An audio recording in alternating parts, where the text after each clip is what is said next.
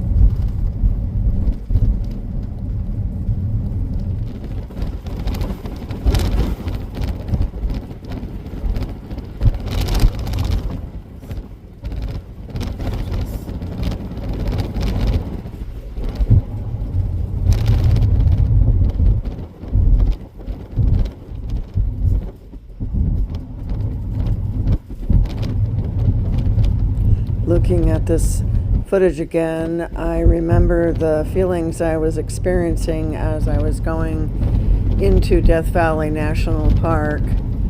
I was filled with wonderment, I was filled with reverence and almost disbelief at what I was seeing. I could not believe the beauty I was witnessing.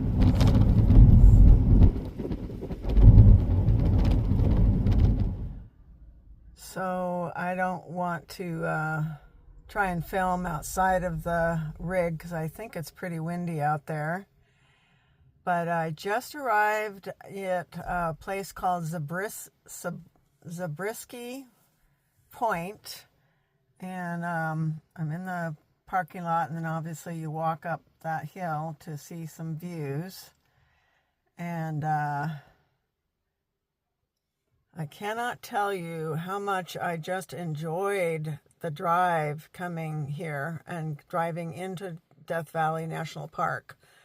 I just kept going, wow, oh, wow, that is gorgeous. I mean, this is like stunning place. I can see why they filmed Star Wars here, because it has definitely an otherworldly look to it. It's just so majestic, and the mountains look like they are paintings. I mean, they look like they're painted. And just wide, expansive views and mountain ranges, and everything is so unique and different looking, and colors and palettes and rusty colors and all these different colors. And oh gosh, it was just stunning to drive in here. Absolutely love that drive. And I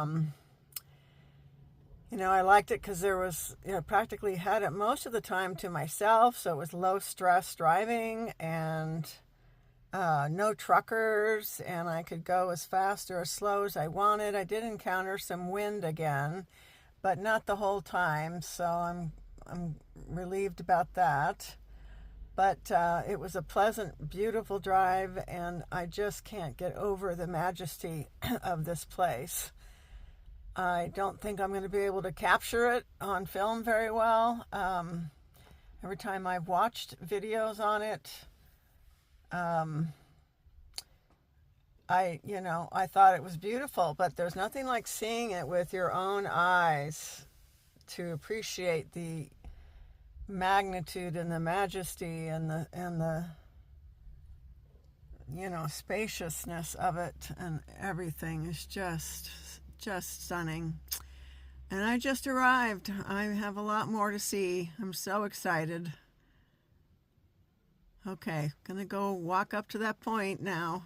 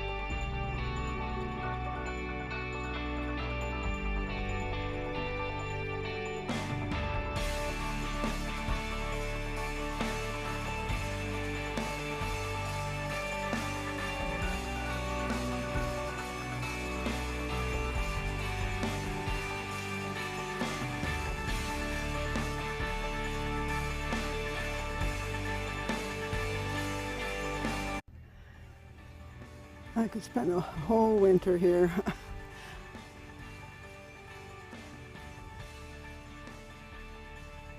Doing the trails, exploring.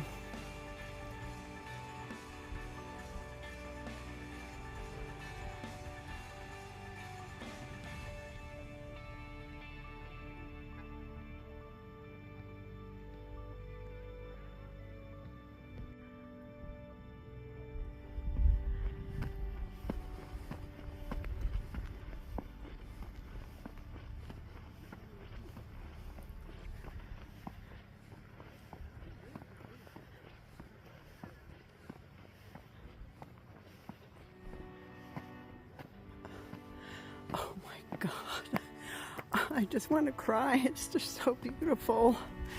Oh my God. Our beautiful planet Earth. Oh my gosh.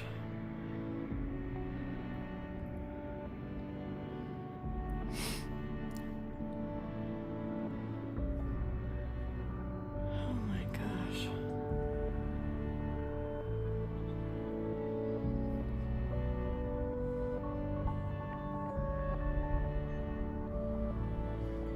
Look at all the different colors. That's what I'm talking about. All the mountains look like a painter painted these. Boy, wouldn't it be nice to like come here and spend a winter and take up painting? Oh my gosh.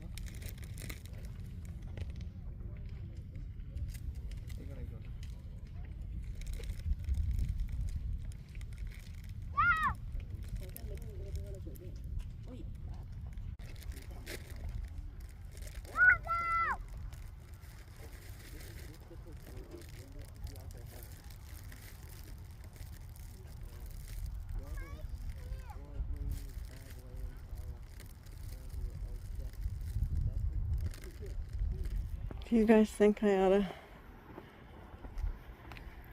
climb over this wall and then take this little trail out to the tip of this? No, I don't think so. That's okay. I'll stay where I'm at.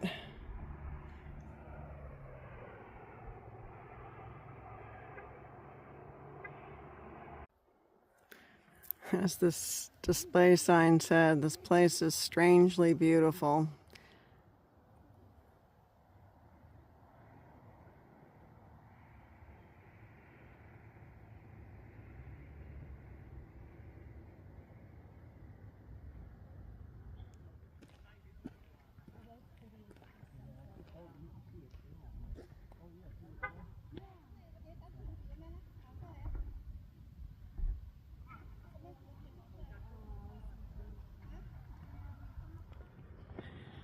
I'm feeling, I wasn't sure when I originally planned this itinerary. I planned on 6 nights here in Death Valley, and I thought that might be too much.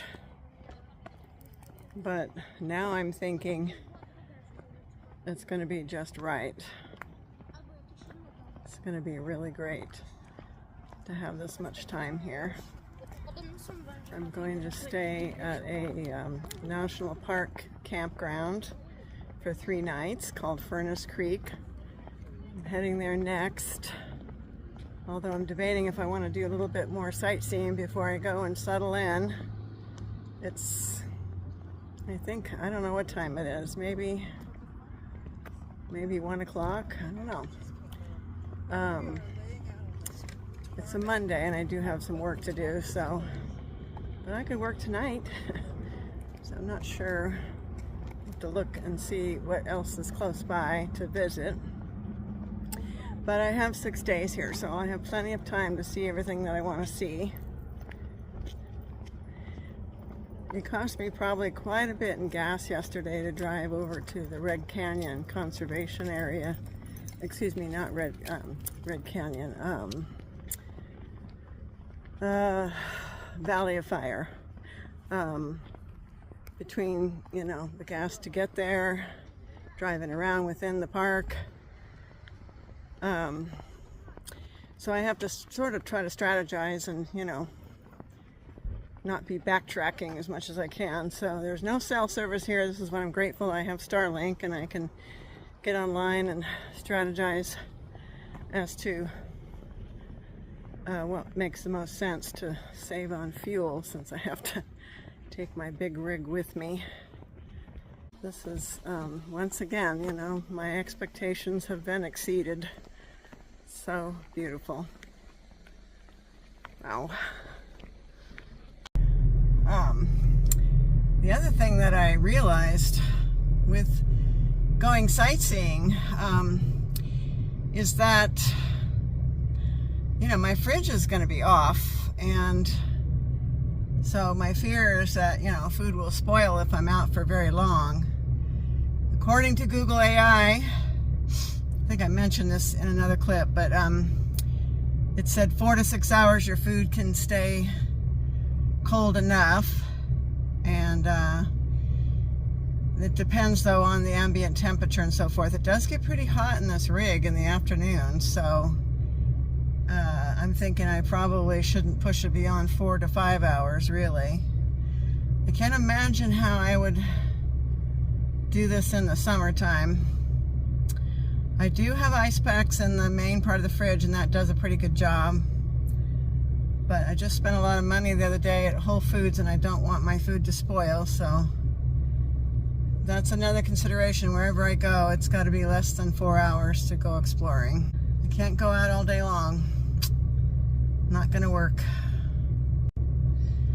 Actually, I should amend that, because I did do some research about it, and they did say you could run your generator.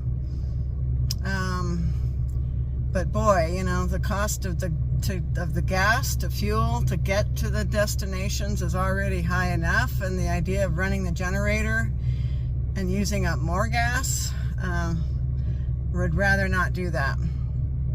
So I think I just have to keep my explorations to, half days or less. Well, I'm at Death Valley at my Furnace Creek campground, and it's already getting pretty warm in here. It's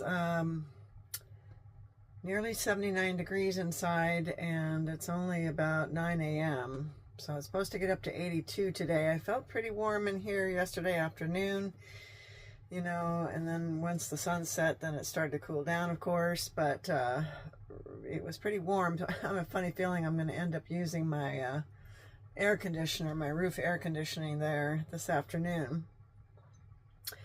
So I'm just glad that I'm on hookups that I can turn the AC on, I think as much as I hate being cold, I hate being too hot, even worse.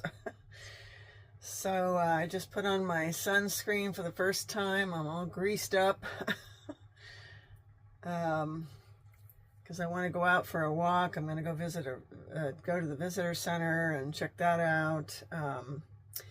I don't know if I can do much sightseeing today. We were warned about, the ranger came around yesterday and he said we were going to have high winds last night, up to 45 mile per hour gusts, but I didn't hear it. If it happened, I didn't hear it. So I don't think it happened. And so far, it seems like today might be just breezy. So I was a little nervous about trying to drive in high winds, but if it's not the case, then I think I'll be okay. But I don't know as if I'll do any sightseeing today in terms of driving somewhere. I'm sort of debating, but it's a little warm, so I might wait till tomorrow.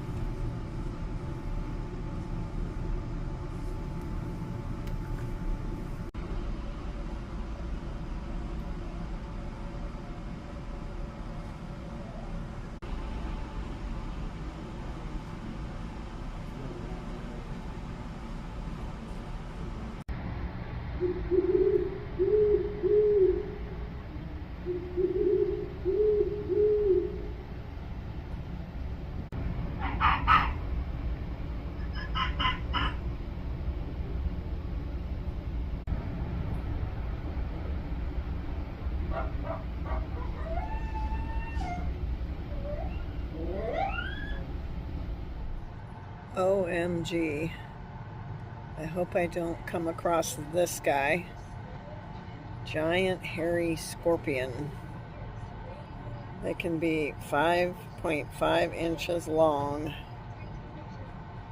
I want to go look at the stars, but I'm a little afraid to go outside and the insects come out at night.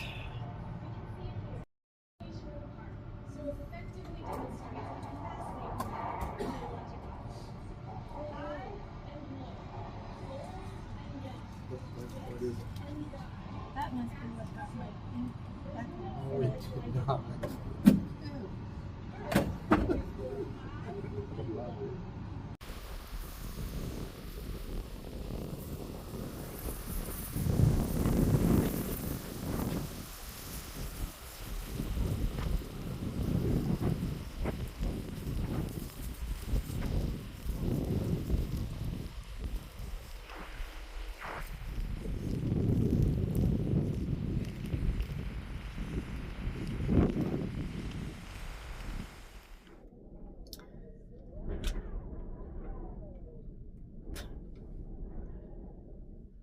I don't know if you can hear it on the camera, but the winds have been pretty intense over the past few hours here in Death Valley.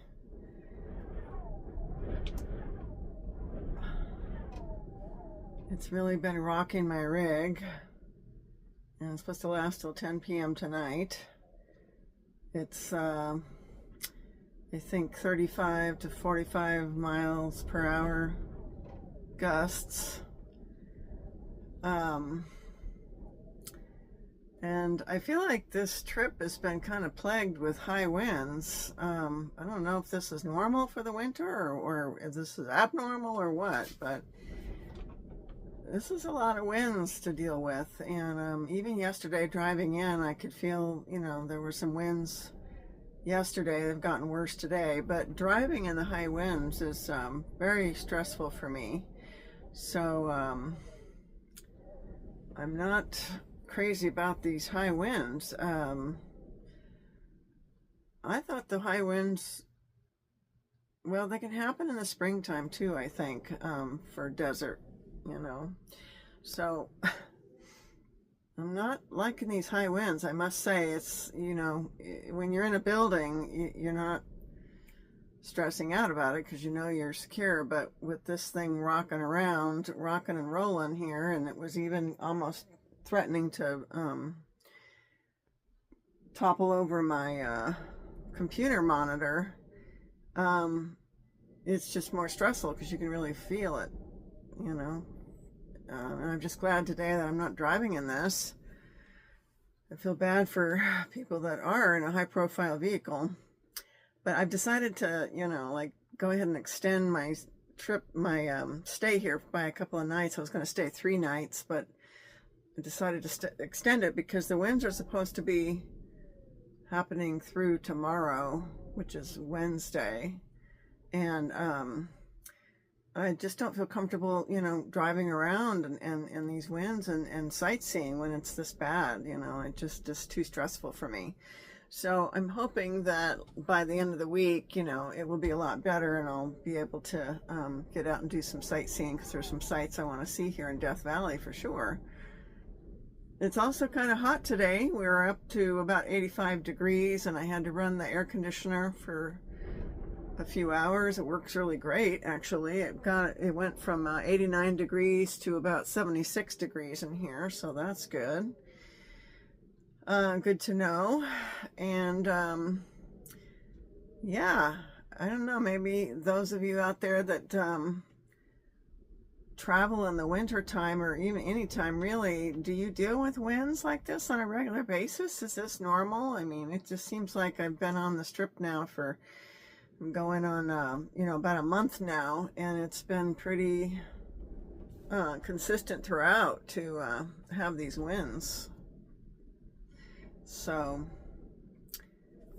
not fun. I like that this campground, I have full hookups here, and it's only $15 a night for, with my senior pass, so that's pretty darn good. So yeah, I'm kind of wondering about the wind situation, if this is normal and if there's anywhere that you can escape it, in the wintertime. So I would love to know that from you seasoned travelers out there. On the plus side, there hasn't been bugs, no bees, no mosquitoes. It's been fantastic, can hang out outside without getting eaten alive. So I'm loving that. And that's been really wonderful. So there you go. I'll check in later.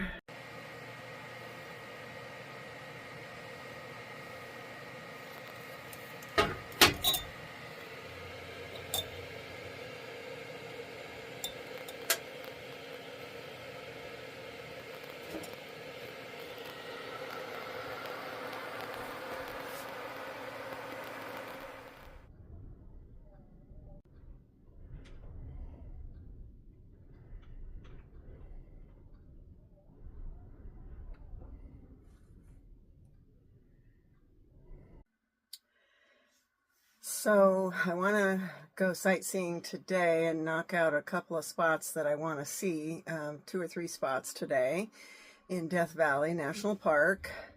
It's a little bit of a pain in the butt to break camp and put everything away and unhook everything and go, but it is what it is. I'm not planning on ever towing a car. I mean, I just feel like that would be extra weight, and it just feels like my rig is already struggling to get up hills and mountains, and I just don't want to add more weight to it. And I think it would just increase my stress level. So I just dumped my tanks. I have a full hookup site here, which I love, and we'll set out pretty soon to go see the sights. I'm going by the U.S. Weather Service that says that we're going to have a break in the wind. It was pretty windy all night long and this morning, but it seems to have just died down the last hour or so. And according to the Weather Service, it's supposed to be not too windy up until about tonight when it starts to get dark again. And then winds return, I think, tomorrow, Thursday, and then on Friday it's kind of a 50% chance of rain and cloudy and stuff. So I thought today's the day, you know, for me to go sightseeing. So I'm excited, and I'll take you along with me. I'm gonna test out the offline maps on Google Maps and see how it goes, because there's absolutely no cell service here in Death Valley, which is a little ironic, I think. People could get lost and die easily out here, so I'm surprised they don't put a tower out here for safety reasons. But I'm going to test out this offline maps and see how it works. I don't know if she will talk to me or what, so we'll see. Okay, well, I just tested out the Google Maps offline maps, and it worked just as if it was on a cell signal. She even talked to me and everything, so I'm really excited and happy to have that feature for when I don't have a cell signal, because God, I don't know how we did it back in the 70s and 80s and 90s, without Google Maps. Is almost incomprehensible to me that we did it with just paper maps, but sure glad. I mean, it's, to me, one of the greatest inventions is this Google Maps, and it's been a lifesaver for me. Okay, well, our first stop is Harmony Borax Works. Let's check it out. Let me turn you around here. So borax was one of the commodities and things that they mined here and made good money off of. There was some gold mining, but I think they turned to borax, and there was a 20-mule team that had to cart the borax out. So let's go take a look. Yeah. So this was the borax would be stored in these, and then the 20-mule team that you see on all the borax products would take this, I think I read 165 miles. And then they refined the borax up there before transport, because it was so expensive to transport it.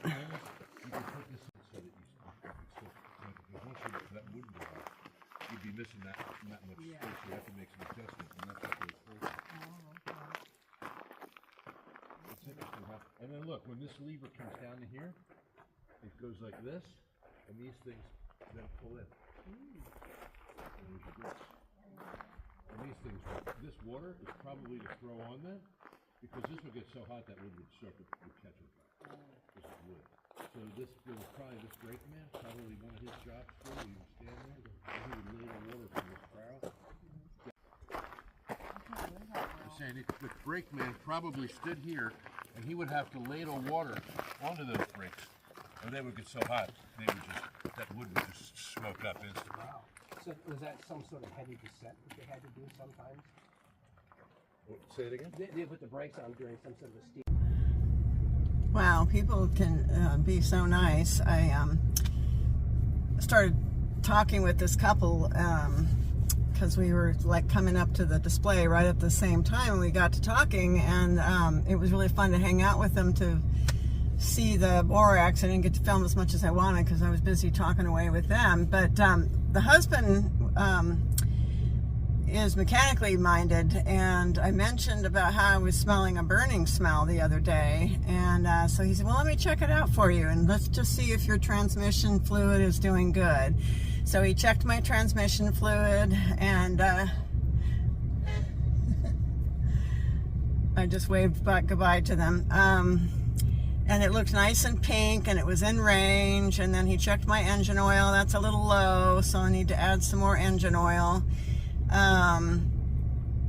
And and what else? He checked a couple of other fluids for me. He told me that that battery terminal is in bad shape and that I do need to get that cleaned. And in fact, he said you probably should get a new battery. It's kind of at the end of its life. He said they are expensive, like $125, so I'll have to fork out money for a new battery for sure. But the engine is starting right up and everything, so maybe I'll get that fixed next week when I'm in Southern California, Bakersfield. They should be able to do it while I wait. All right, on to the next stop, which is, I think, the Mesquite Sand Dunes. Taking you with me. I was just thinking that as much as I love talking to people, you get distracted when you're talking to people, and so I didn't get to really fully experience that last stop because I was busy talking away and getting distracted.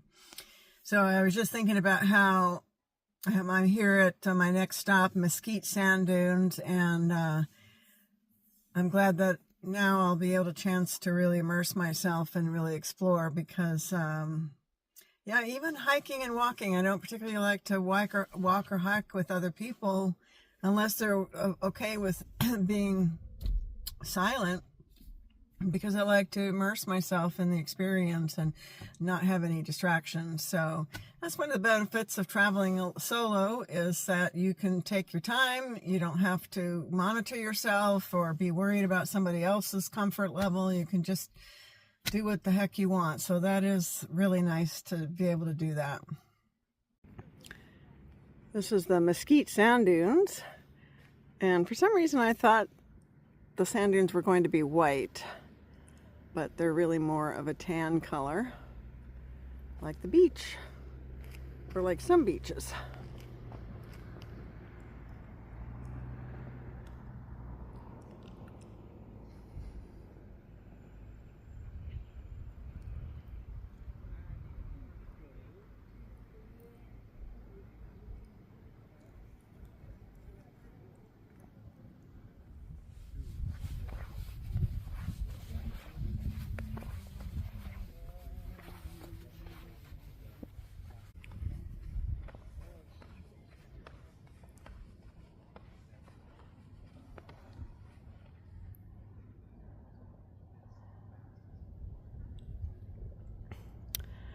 I was reading on the display that, in order for the animals to survive out here, they build little dens underneath the sand here. Because actually, if you, dig down a little bit further, oh yeah, you can immediately feel that the sand is much cooler down here. It holds a little bit more moisture.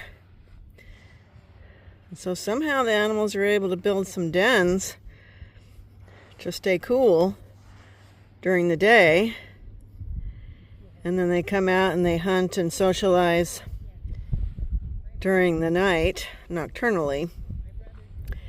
The sand feels silky soft, very fine,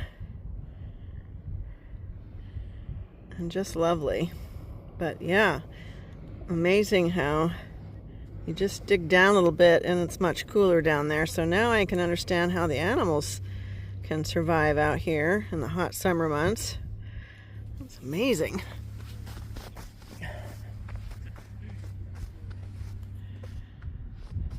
They have no trails out here, it said. You can just, explore how you want to. They said if you want to find some footprint-free dunes, you can hike out a lot further out there. I'm not going to do that. I'm not really wearing the right shoes, for one thing. But I'm sort of debating about whether or not I should take off my shoes and walk in the sand. I think I will. But look at this interesting looking tree branch here.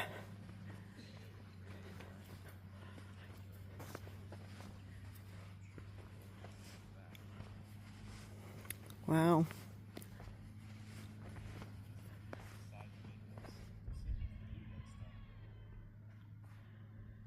Well, I guess I'm assuming these trees too can get enough moisture down deep in the sand.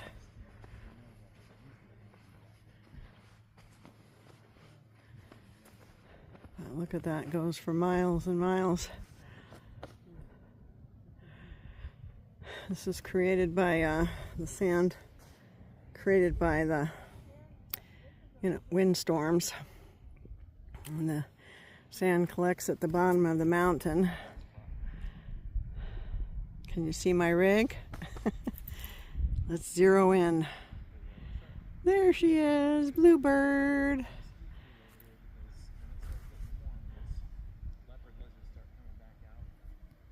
But yeah, look at the tall mountains. Again, it was beautiful driving out here. The expansive views. It's incredible. Yeah, it would have been fun to do that Star Wars tour of places where they filmed out here. That would have been cool to see.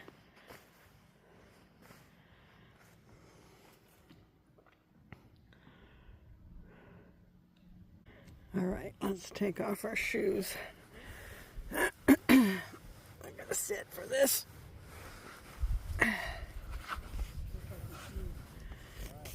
I grew up near the beach, near the ocean as a kid, and as much as I loved it, I hated the sand that would collect in places you don't want it to collect. Okay, we are bare feet now. Bare feet! Woohoo! They're shy. They're feeling shy. All right, let's walk this sand barefoot.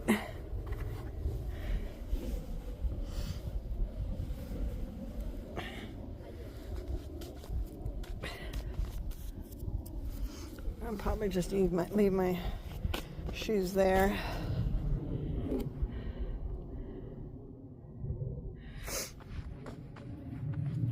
Oh wow, yeah, it feels really great. Wow. Here, I'm going to make my own tracks in the sand with my own feet. Let's see what we can do. 1, 2, 3, 4, 5, 6, 7, 8, 9, 10. Look at the pretty ripples. Oh. There we go. I made my footprint.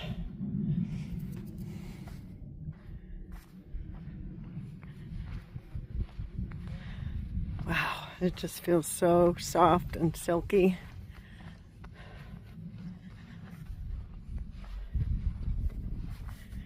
Look at the rivulets. So interesting.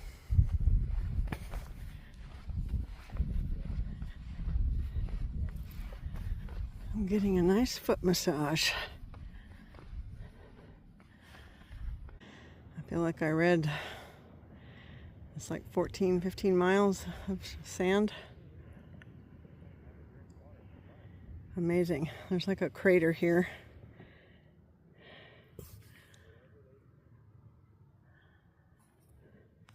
The sand is warm, very warm, I would say, in certain spots.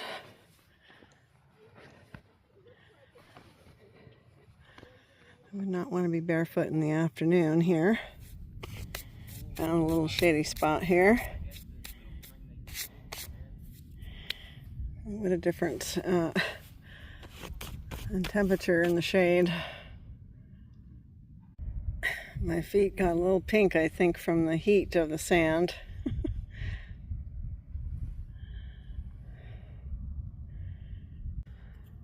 I put on some, what do you call it, sunscreen that's a bit greasy right before coming out here, which wasn't a good idea because it's making the sand stick to me more. Oops.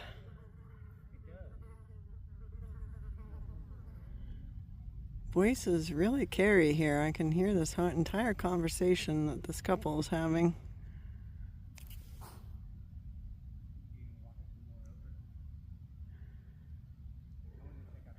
Some people are really far away, hiking really far out there. It's a little too hot for me. I wouldn't want to do it.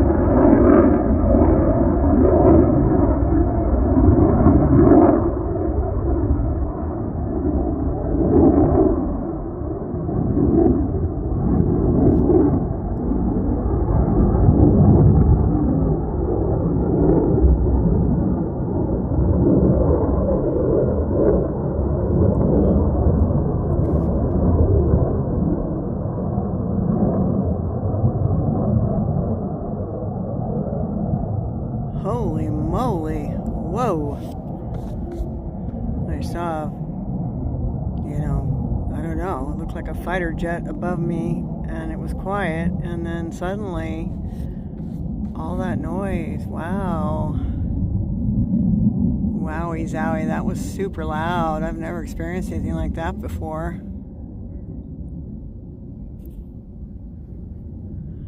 I can see the moon, but I can't seem to capture it on the camera here.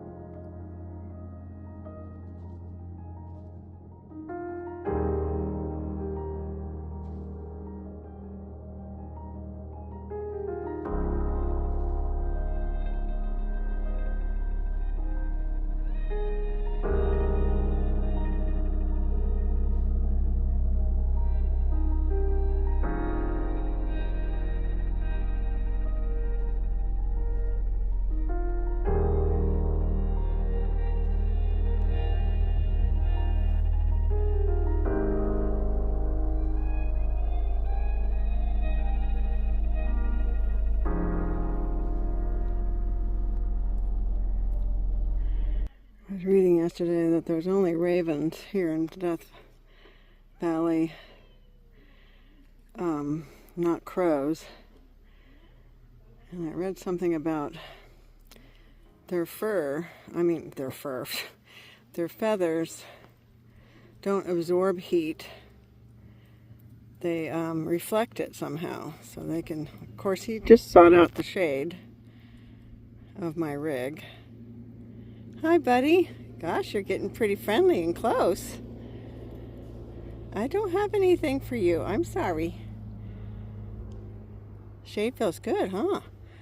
But you have a coat that actually that somehow reflects heat, don't you? Yeah. I wonder if they're as smart as crows are. Probably. I think they're cousins. Are you smart?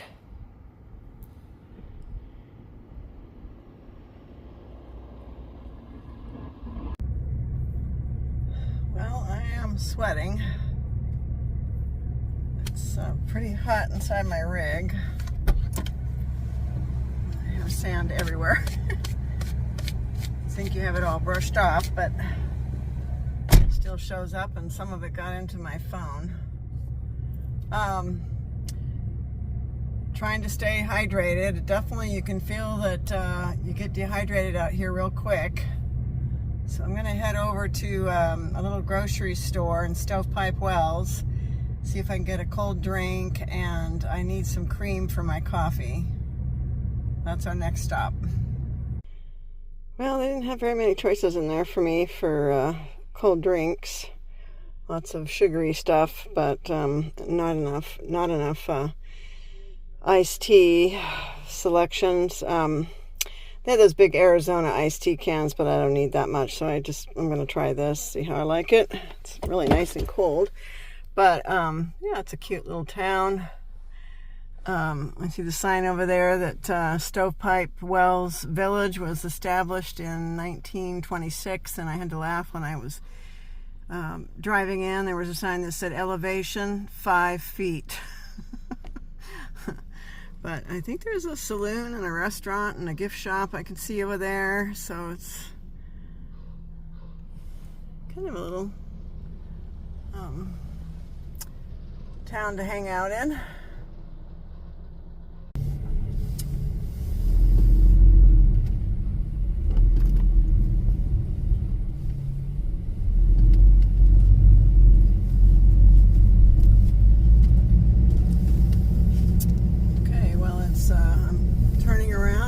Back towards my campground, but there's one more place I want to see. It's about 30 minutes back towards my campground.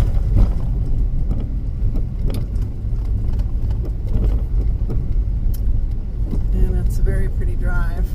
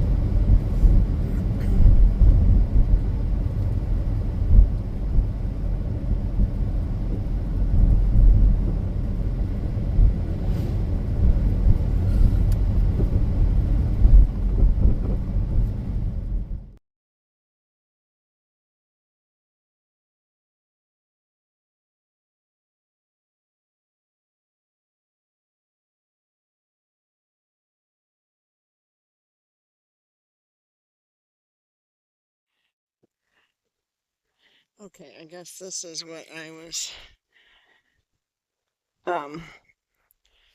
thinking that I was going to see was white sand. It's here at the Badlands, the white sand. Gorgeous drive to get here.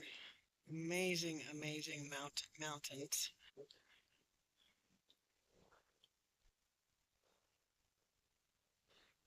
It's getting windy.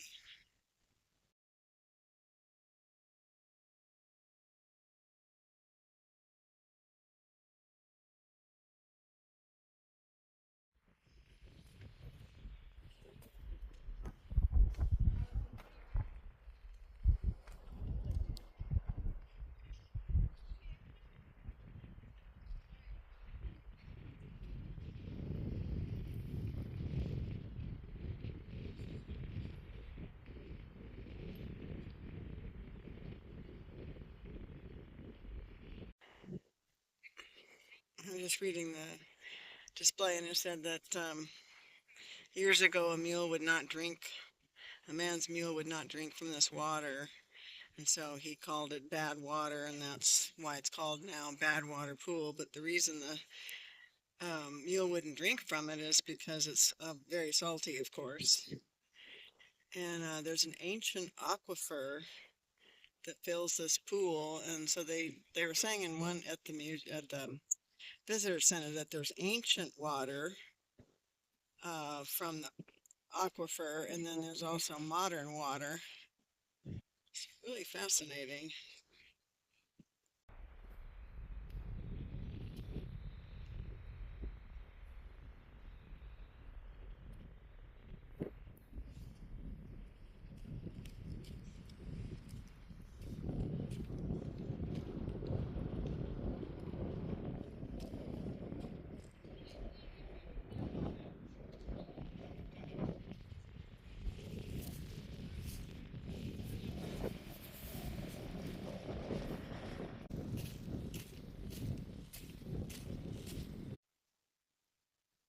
I don't think I can convey it through video, but the vastness here in Death Valley is astounding.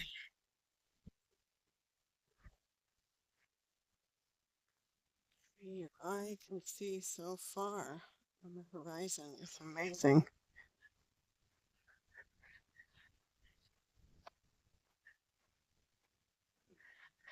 Look at this. There's not a bush or a tree in sight.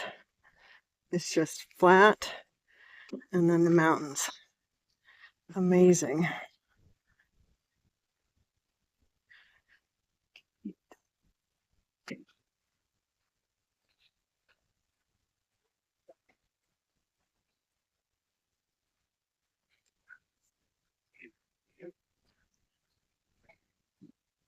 This is the lowest I've ever been. I don't feel any different. Nearly 300 feet below sea level.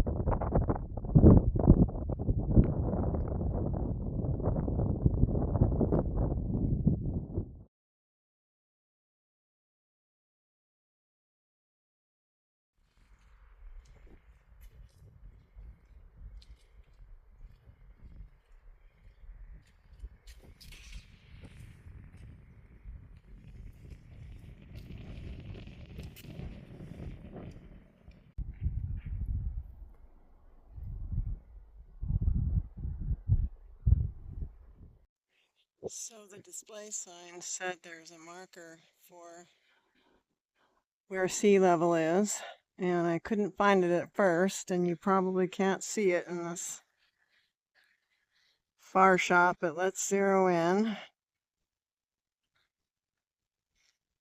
And yes, there is a marker there that says sea level, which by, you know, all elevation is measured by sea level.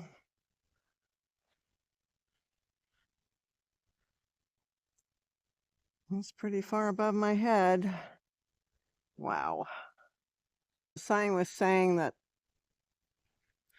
the salt flats are created because, you know, it's so dry here that the water just evaporates and creates the salt here. So that's what happens.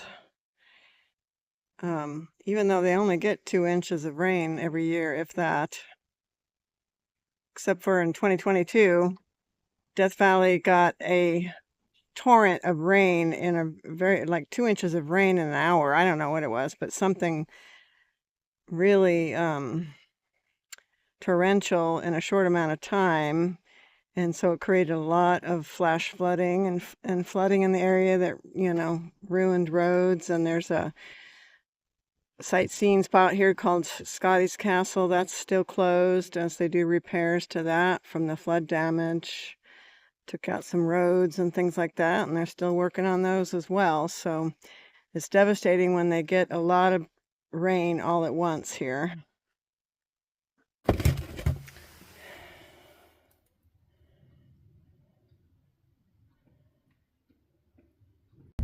Well, that was a fun day of sightseeing. I feel pretty sweaty and hot. Get back into the rig. It's pretty hot in here.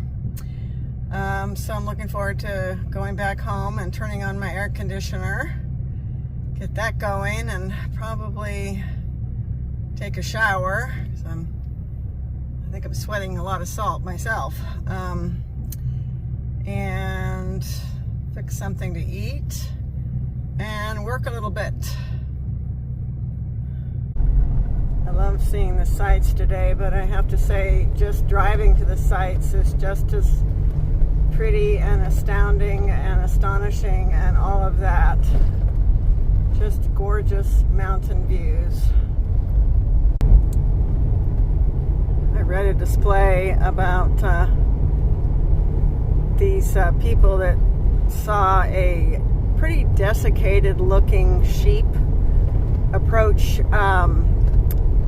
some spring waters here in Death Valley. And right before their very eyes, it plumped up after drinking the water for several minutes. I think part of the reason I'm feeling so hot here, because it's not really temperature-wise all that hot. I mean, I think the high today is 79, which isn't that hot.